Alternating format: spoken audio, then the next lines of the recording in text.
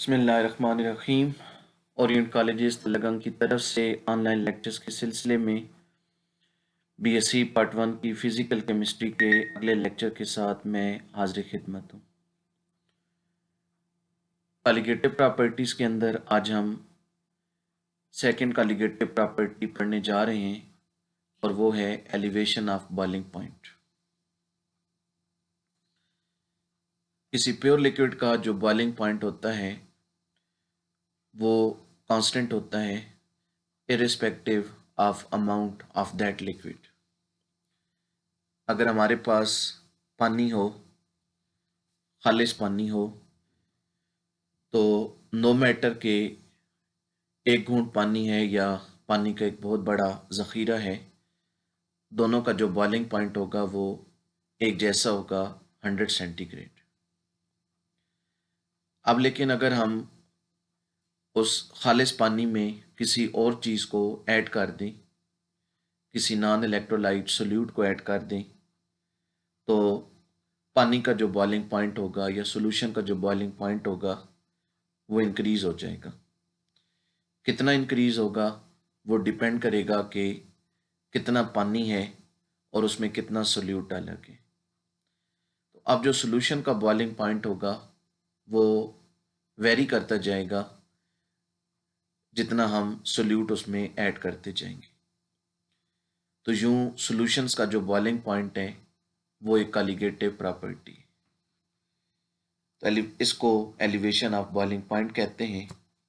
Elevation of boiling point क्या है कि boiling point of a solution is always higher than boiling point of pure solvent. This is called elevation of boiling point.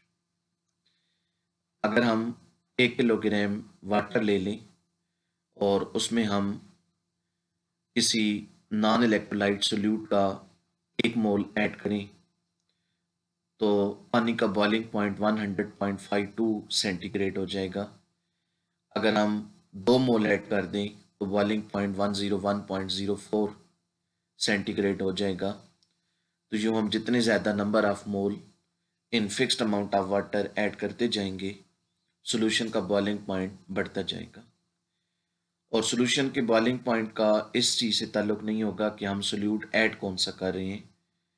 हम कोई भी non electrolyte solute add कर दें तो इजाफा एक जैसा होगा इन अमाउंट्स के लिए। हम 1 मोल ग्लूकोज डालें या 1 मोल सक्रोज डालें या 1 मोल फ्रक्टोज डालें या 1 मोल यूरिया डालें, बॉइलिंग पॉइंट 100.52 सेंटीग्रेड होगा। हम 2 मोल यूरिया के डालें या 2 मोल ग्लूकोज के डालें, बॉइलिंग पॉइंट 101.04 सेंटीग्रेड होगा। फिर इस चीज़ को अगर हम ग्राफिकली देखें तो अगर हम एक ग्राफ ड्रा करें जिसमें टेम्परेचर की वैल्यूज़ को एक्स एक्सिस पर लें और वेपर प्रेशर की वैल्यूज़ को वाई एक्सिस पर। फर्ज करें कि ये जो पॉइंट है ये 180 एम या 760 आर को रिप्रेजेंट कर रहे हैं।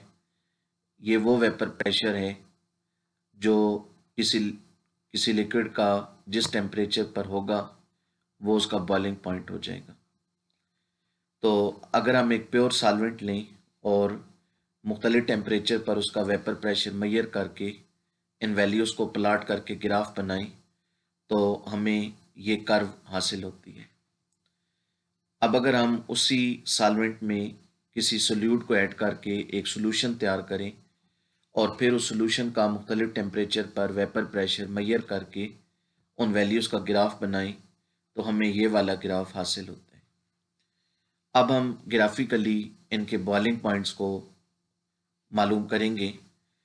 बॉइलिंग पॉइंट की डेफिनीशन है कि वो टेम्परेचर जिस पर किसी लिक्विड का वेपर प्रेशर एयर प्रेशर के इक्वल हो जाते हैं।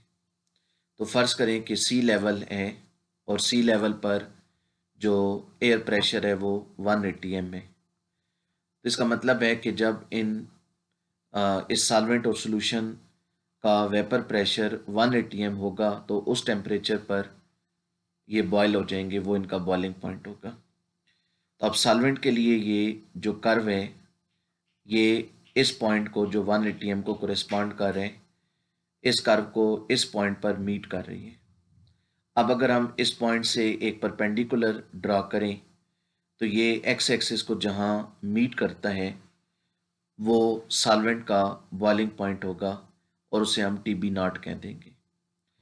फिर इसी तरह जो सॉल्यूशन की कर्व है ये इस लाइन को इस पॉइंट पर मीट कर रही है। इस पॉइंट से अगर हम परपेंडिकुलर ड्रा करें तो ये एक्स एक्सिस को इस पॉइंट पर मिलेगा, तो ये पॉइंट सॉल्यूशन का बॉइलिंग पॉइंट होगा और इसे हम टी बी कहेंगे। तो अब यहाँ से ये बात क्लियर है कि सॉल्यूशन का जो बॉइलिंग पॉइंट है वो सॉल्वेंट के बॉइलिंग पॉइंट से ज़्यादा है, और फिर इन दो बॉइलिंग पॉइंट्स का जो डिफरेंस होगा उसे एलिवेशन ऑफ बॉइलिंग पॉइंट कहा जाएगा और उसे डेल्टा टी बी से रिप्रेजेंट करते हैं। और आगे चलकर आप देखेंगे कि डेल्टा टी बी जो है वो डिपेंड करेगा सोल्यूट की अमाउंट पर और सॉल्वेंट की नेचर पर। इसके बाद हम आ जाते हैं एलिवेशन ऑफ बॉइलिंग पॉइंट की मैथमेटिकल ट्रीटमेंट की तरफ।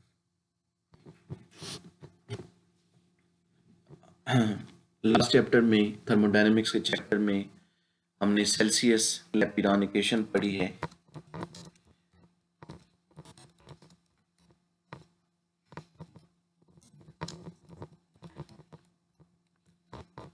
सेल्सियस की लैपिरान इक्वेशन कुछ यूं थी कि natural log of T2 over T1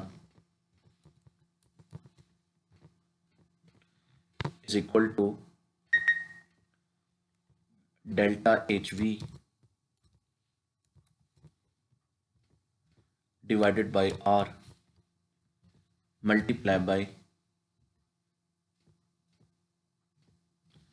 T2 minus T1 divided by T1 T2। ये हमने इक्वेशन लास्ट चैप्टर में डिराइव की थी सेल्सियस क्लैपिरान इक्वेशन के नाम से।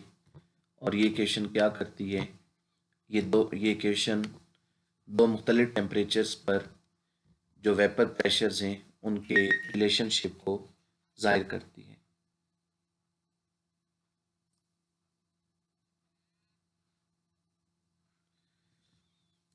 अब अगर हम इस इक्वेशन को अप्लाई कर दें अपने मौजूदा सिस्टम पर, if we apply this equation to our disposal, हम फर्ज कर लेते हैं कि जो प्योर सॉल्वेंट है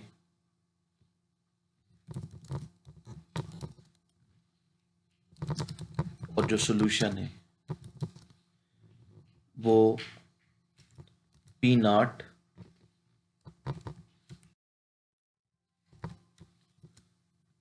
और पी के इक्वल है रिस्पेक्टिवली। प्योर सॉल्वेंट का पी नॉट और सॉल्यूशन का पी। इसी तरह हम फर्ज कर लेते हैं कि जो बॉइलिंग पॉइंट्स हैं वो हैं टी नॉट और T.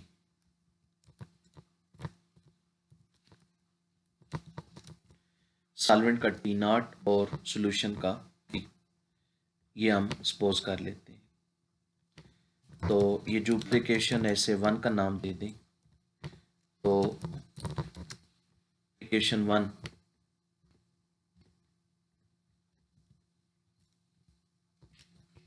Can be written as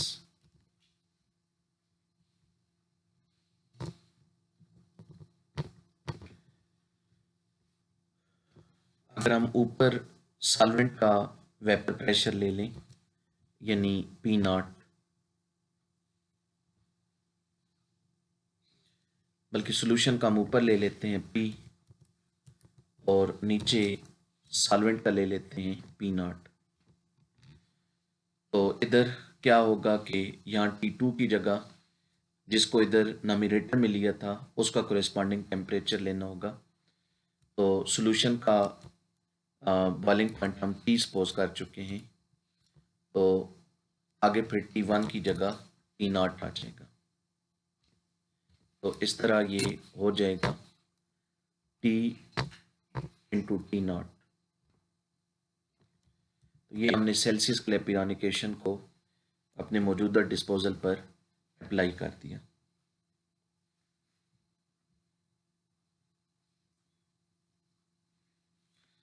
अब सॉल्यूशन क्योंकि बहुत ज़्यादा डाइल्यूट है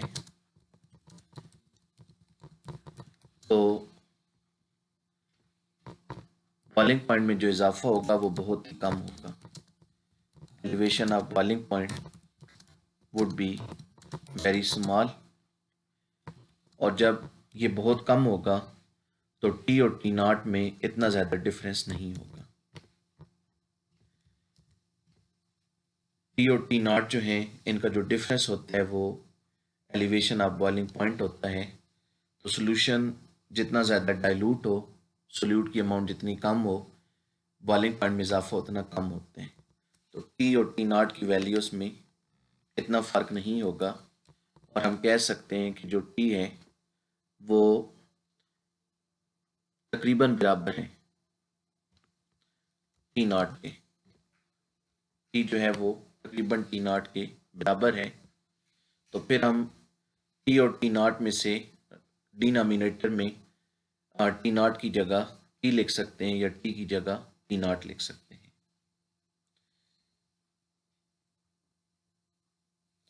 तो हम ये करते हैं कि टी की जगह टी नॉट लिख देते हैं, तो T not into T not T square हो जाएगा। तो फिर इक्वेशन को हम यूं लिख देंगे।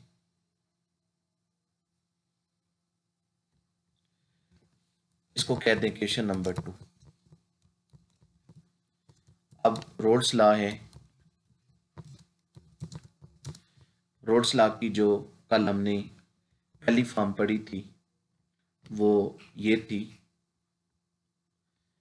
ये हमारे पास था कि P is equal to P naught x1। इसको हम लिखते हैं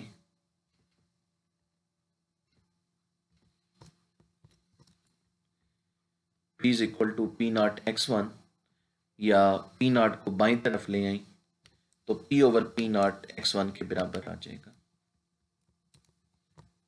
पी नॉट को बाईं तरफ ले आई तो P over P naught is equal to x1, और x1 कल आपने पढ़ा था बराबर होगा 1 माइनस x2 के। 1 माइनस x2 के, तो P over P not 1 minus x2 के बराबर आ गया। इसको 2 में पुट कर दें तो इक्वेशन 2 बन जाएगी natural log of P over P naught की जगह आ जाएगा 1 minus x2। 1 minus x2 is equal to delta HV over R into T minus T naught over T naught square. और टी माइनस टी नॉट जो है ये solvent और solution के बॉइलिंग पॉइंट्स का फ़र्क है। इसे एलिवेशन ऑफ बॉइलिंग पॉइंट कहते हैं और इसे डेल्टा TB से रिप्रेजेंट करते हैं। तो इसकी जगह हमने ये लिख दिया। अब जो नेचुरल लॉग का 1 माइनस x2 है उसे हम एक्सपेंड करेंगे बाई मैक्लारेन सीरीज। तो नाउ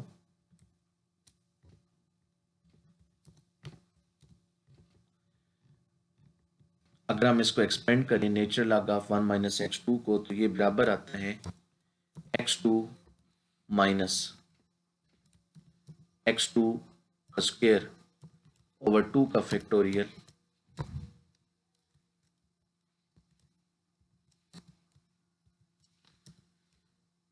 प्लस x2 का क्यूब ओवर 3 का फैक्टोरियल माइनस 100। इस सीरीज को कहते हैं मैक्लारेन सीरीज।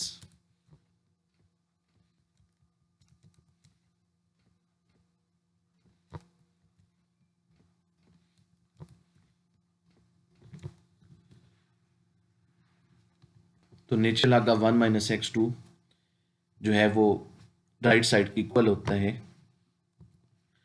अब सॉल्यूशन क्योंकि बहुत ज़्यादा डाइल्यूट है, यानी x2 की वैल्यू बहुत स्मॉल है, x2 का मतलब है सोल्यूट की मोल फ्रैक्शन, सोल्यूट के नंबर ऑफ मोल कम है और फिर ऑब्वियसली मोल फ्रैक्शन कम है, तो x2 जो है वो बहुत छोटा है।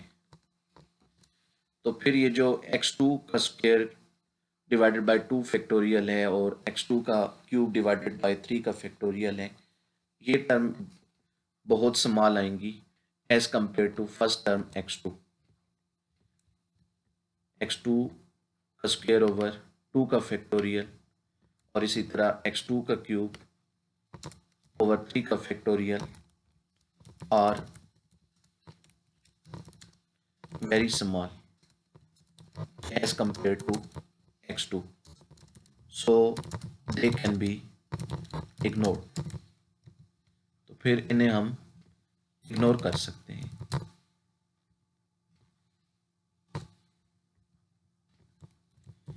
तो फिर हम सिर्फ फर्स्ट टर्म को ले लेंगे यानी x2 को, तो देयरफॉर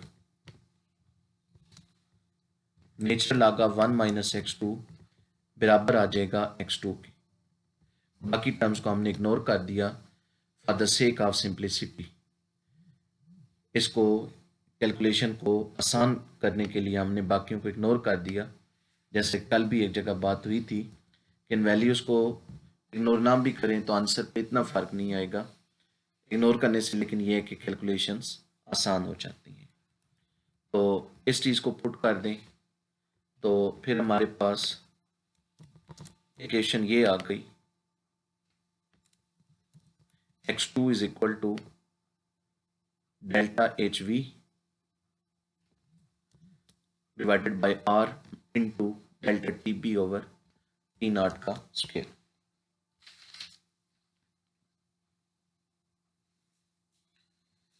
यहाँ से डेल्टा टी बी को अलहदा कर लेते हैं, इसको रीअरेंज करते हैं तो बाकी सारी जो टर्म है उसे दूसरी तरफ ले जाएं, दूसरी तरफ जाकर ये उलट जाएगी।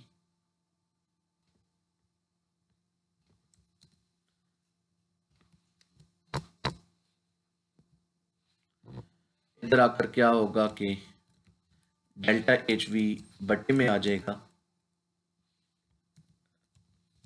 और आर जो है नॉमिनेटर में, और इसी तरह टी नॉट स्क्वायर जो है वो भी नॉमिनेटर में आ जाएगा।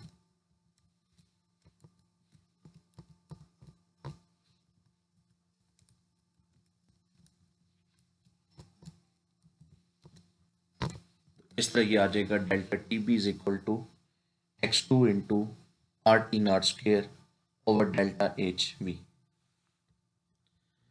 अब इसमें ये जो टर्म है R T naught square over delta H V ये कांस्टेंट है, इसमें R universal gas constant, T boiling point of pure solvent वो फिक्स होता है, वो भी कांस्टेंट हुआ, और delta H V molar heat of vaporization वो भी कांस्टेंट हुआ।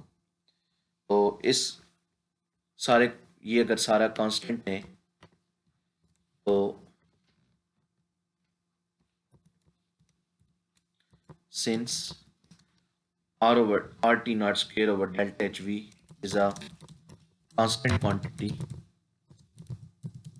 therefore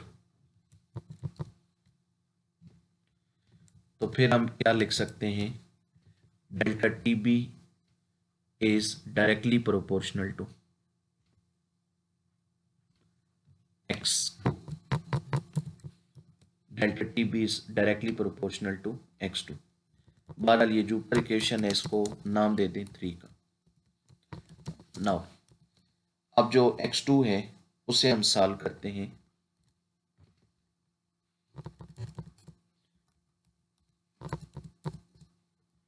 x2 बराबर होगा number of mole of solute over number of moles of solvent n2 over n1 plus n2।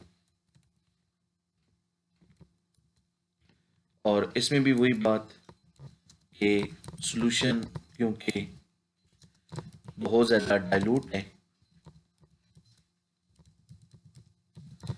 तो हम n2 को डिनोमिनेटर में इग्नोर कर सकते हैं।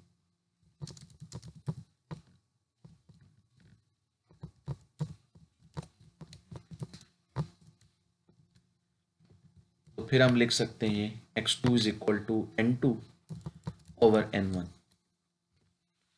x2 is equal to n2 over n1।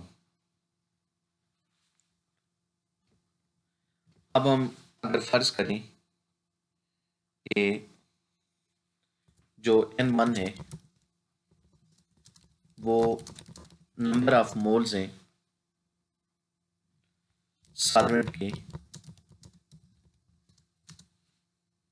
और वो कॉरेस्पॉन्ड करते हैं 1000 ग्राम को या 1 kg को, तो फिर n2 डिवाइडेड बाय n1 जो है वो मोलैलिटी बन जाएगा।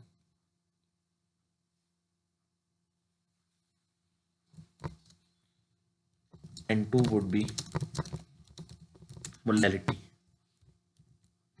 तो फिर हम लिख सकते हैं x2 बराबर है n2, अब मोलैलिटी को कॉरेस्पॉन्ड करेगा जब n1 1000 ग्राम को कॉरेस्पॉन्ड करेगा, तो x2 बराबर आ जाएगा m ओवर n1 के। तो पुट कर दें, put in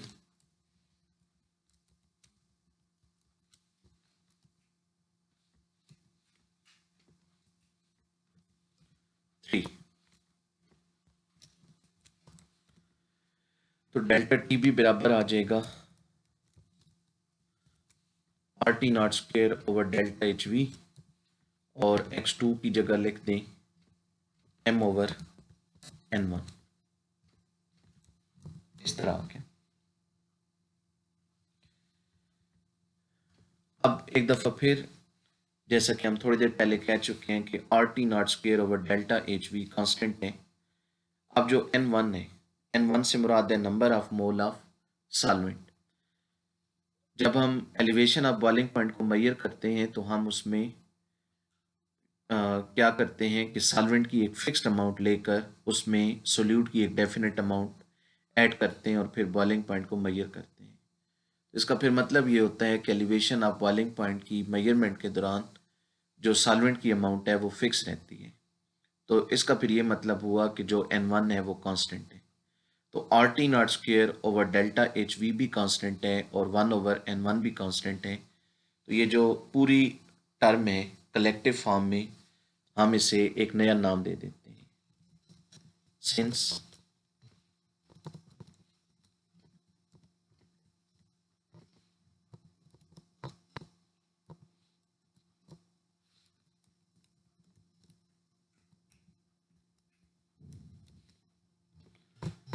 RT naught square over delta HV into N1 is a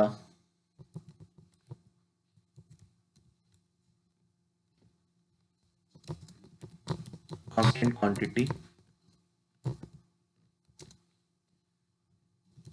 we call it, तो हम इसका नाम रख देते हैं KB।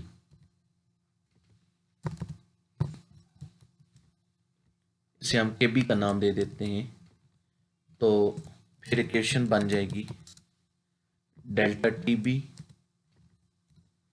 Is equal to KB into M, KB into M, या delta TB is directly proportional to M, where M is molarity.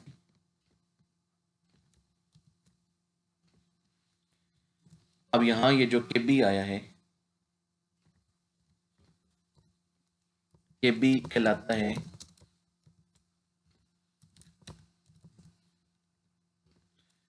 Molar boiling point constant, molar boiling constant या इबुलियोस्कोपिक constant.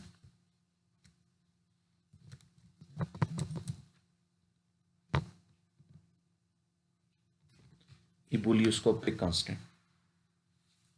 इसकी आगे चलकर हम मज़ीद बात करते हैं केबी के बारे में।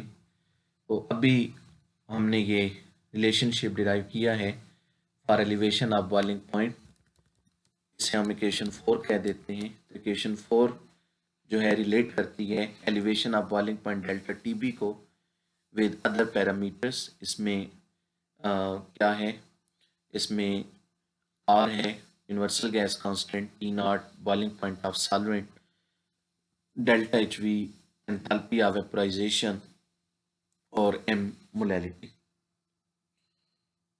इसको मज़ीद हम सिंप्लीफाई कर सकते हैं एम को सॉल्व करके। नाउ एम जो है वो मोलैलिटी है और मोलैलिटी की डेफिनीशन या फार्मूला हमने पढ़ा था।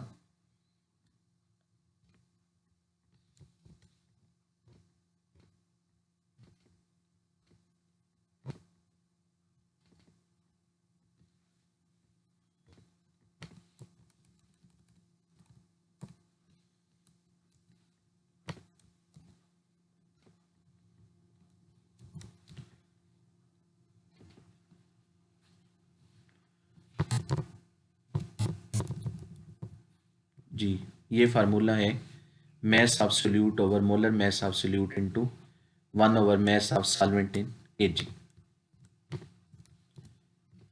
mass of solute को हम W2 से रिप्रेजेंट कर देंगे,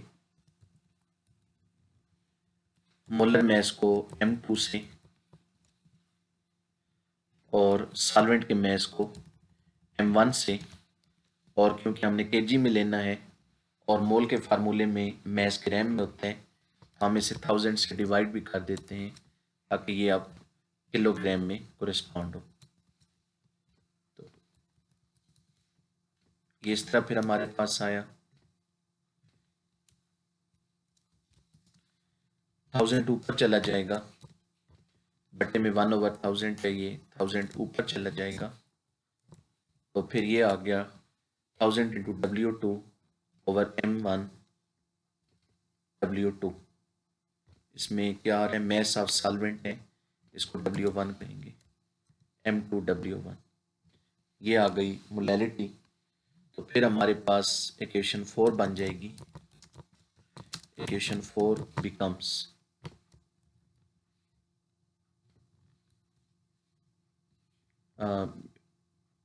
इक्वेशन 5, इसको इक्वेशन 5 कहें तो इक्वेशन 5 बिकम्स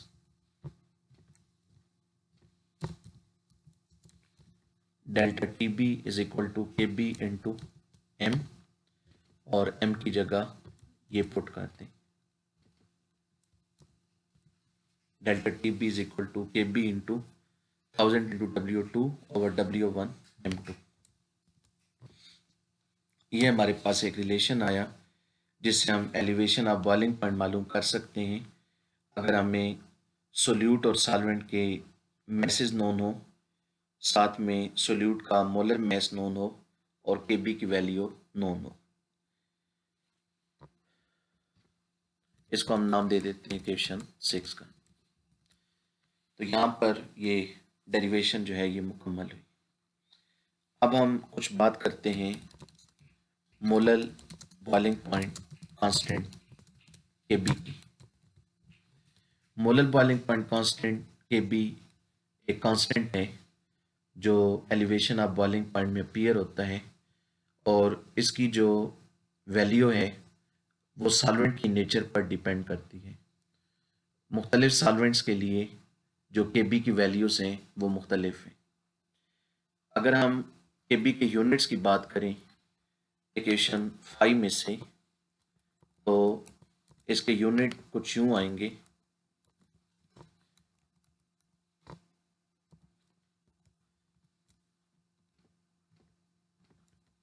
Kb इसके बराबर होगा डेल्टा Tb ओवर M के। तो यूनिट्स आएंगे delta Tb elevation of boiling point है तो इसके यूनिट होंगे सेंटीग्रेड या केल्विन।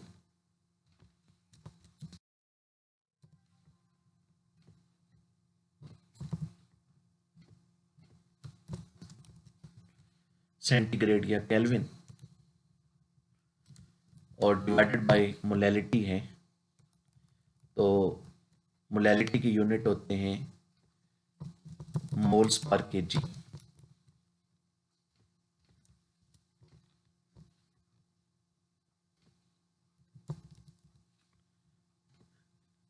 यूनिट आ जाएंगे सेंटीग्रेड पर मोल केजी।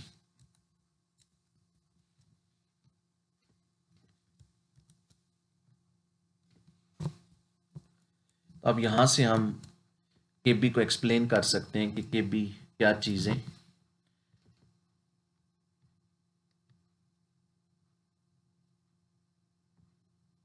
केबी क्या चीज़ है? केबी को हम यहाँ से यूं समझ सकते हैं कि अगर हमारे पास 1 किलो सॉल्वेंट हो और हम इसमें 1 मोल सोल्यूट कर डालें, तो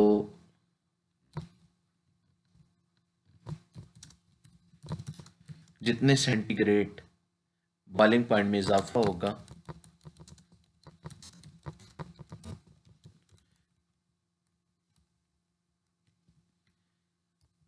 boiling point will increase by certain number of centigrade or Kelvin। तो वो जो जितने सेंटीग्रेड या जितने केल्विन इजाफा होगा उसे हम केबी का नाम देंगे। यानी केबी हमें ये बताते हैं कि अगर हमारे पास सॉल्वेंट का 1 किलो हो और उसमें हम सोल्यूट का 1 मोल डालें तो कितने सेंटीग्रेड या कितने केल्विन बॉइलिंग पॉइंट में इजाफा होगा। मसलन पानी के लिए जो केबी है वो 0.52 है। तो अब इसका क्या मतलब होगा? इसका ये मतलब होगा कि अगर हमारे पास 1 किलो पानी हो और उसमें हम 1 मोल किसी भी सोल्यूट का डाल दें तो पानी का बॉइलिंग पॉइंट 0.52 सेंटीग्रेड बढ़ जाएगा। वैसे पानी का बॉइलिंग पॉइंट 100 सेंटीग्रेड है, तो अब वो 100.52 हो जाएगा। ये केबी की फिजिकल सिग्निफिकेंस है।